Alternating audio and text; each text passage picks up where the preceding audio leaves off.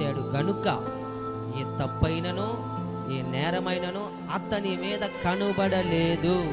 అందుకు దేవుడు దానియేలుని ఆ దేశమందును ఈ దేశమందును వర్ధిల్లింప చేయును. గట్టిగా హల్లెలూయా. మరి ఈరోజు మనం వర్ధిల్లాలంటే ఏం చేయాలి?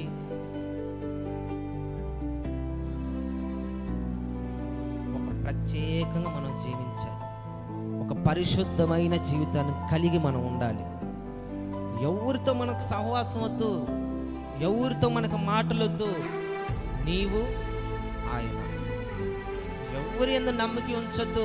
ఏ మనుషుడు నమ్మకస్తుడు కాదని వాక్యమే చెప్తుంది. సత్యమై ఉన్న దేవుని నమ్మండి. ఆయనను మీరు నమ్మిన ఎడల, ఆయన యందు మీరు నమ్మిక ఉంచిన ఎడల, మీరు ఈ కాలమందును రాబోవు కాలమందును